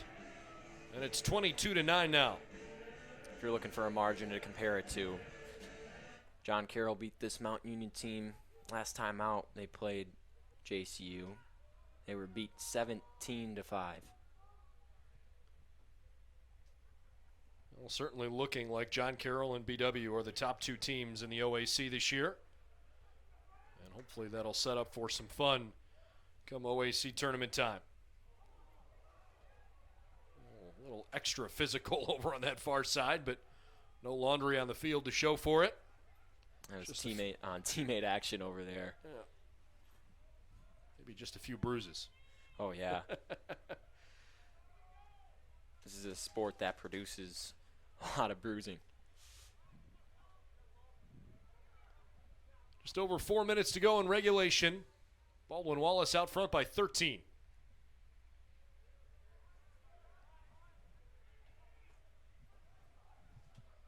Here's a good chance. Mount Union couldn't take a shot out of it. Nice job by Jake Sonata pestering the man on the crease. Mount Union turns it over. That's their 25th turnover, but 12 of those have been caused turnovers. Those are impressive caused turnovers numbers for this defense. Yeah, they sure are. BW's defense has been super active. And frankly, Luke, on a day like today where the offense has stolen a lot of the spotlight, I think it's been underscored how impressive the defensive effort's been. Yeah, when you put up 22 goals on a team like Mount Union, that's always going to be impressive. But, you know, the goal is keeping them under 10. So we'll see if they can do that. I'm pretty sure they've kept everybody but John Carroll under 10 goals. Just make sure about. The Carroll game was 10-9, right? Yep, they've kept everybody under 10. So that's been the goal to continue to do that. They're going to need a couple more good defensive efforts late, but certainly have a chance. 22-9 at the moment. And last year, it was a big story that we couldn't get to 10 goals. We flipped the script here. We didn't score 10 goals in a game last year, except for the final game, which was the Colorado College game. It was a very close game with a team that was ranked number 14 in the country at the time. And that's when I kind of felt like the potential of this team was shown. We played a great team at their place, and we played them well. But we didn't get the opportunity to show the teams in the OAC what we were like.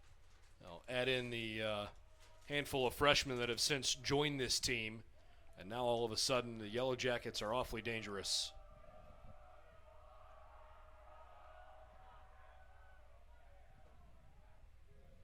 Just about 2 minutes to go. And a whistle stops things for a moment.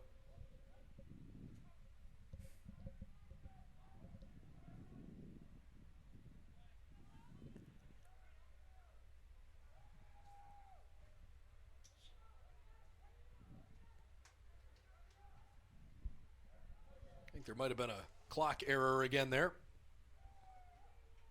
Yep, they'll reset the shot clock to 70. And they didn't start it again, so.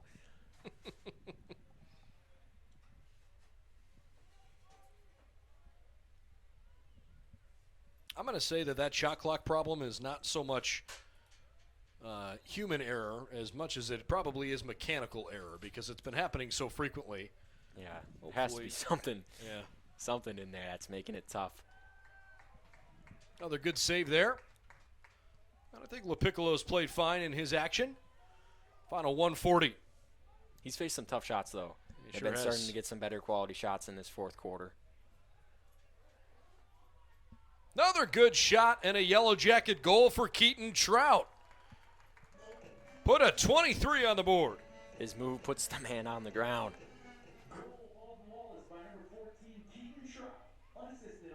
haven't seen all that much of him today. But he's been a contributor on this team as a young freshman.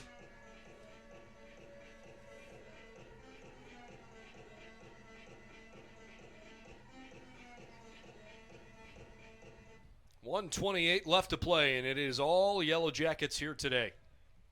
BW is going to move to 7-0 on the season. And Mount Union will fall to 3-3 here in just 90 more seconds. We'll have to see if maybe there's a third meeting in the waiting. Mount Union hoping they can qualify for the OAC tournament. They'll be right along the cusp. Jackets and Blue Streaks are a virtual lock.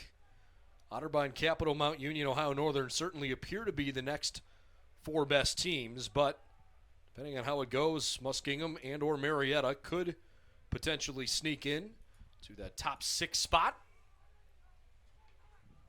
One of the teams that BW hasn't played yet, Marietta. They'll get a chance at them very soon on the road. That'll be their last game. That'll start off May. But this John Carroll game, you circled it on the calendar. You're going to their place. Although it's a non-conference game because it's one of those Wednesday games, it's still a night Wednesday game at Don Shula Stadium, so it's going to be fun to watch. On the restart, here we go. 45 seconds to play. Two teams they haven't played yet in this OAC, Capital and Marietta. Capital, we haven't seen too much from them yet because a lot of their season's been canceled, but including today's game, unfortunately. Maybe another chance, and Mount Union scores again. And that is a tough shot to save. I mean, that went right into the corner. Nearly hit crossbar and went down in, but great take. You know, you want to end off things on a good note if you're losing by this much. So Mount Union scores a 10th.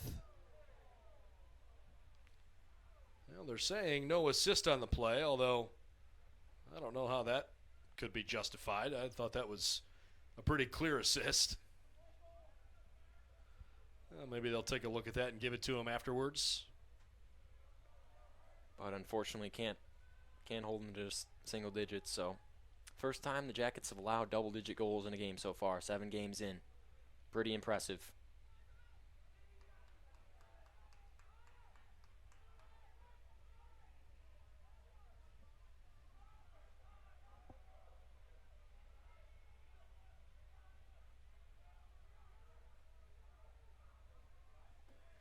Final 10 seconds.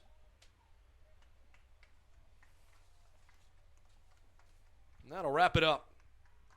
Baldwin Wallace 23, Mount Union 10 in a really impressive Yellow Jacket win on this gorgeous Easter Saturday early evening. Thanks for joining us throughout the course of the game. Again, the Jackets with a 23-10 win. The final box score is available for you on bwyellowjackets.com should you want to check it out. Baldwin Wallace will go back on the road for their next game. They're going to play at John Carroll this coming week. April the 7th, a 7 o'clock game against the Blue Streaks. It is a big one between the top 2 teams in the OAC. Hope to see you again real soon. On behalf of all of us here at Baldwin Wallace, we wish you a happy, safe, and healthy Easter weekend. For Luke Schradel, I'm Brendan Gulick. Thanks for tuning in. Final score, BW 23, Mount Union 10.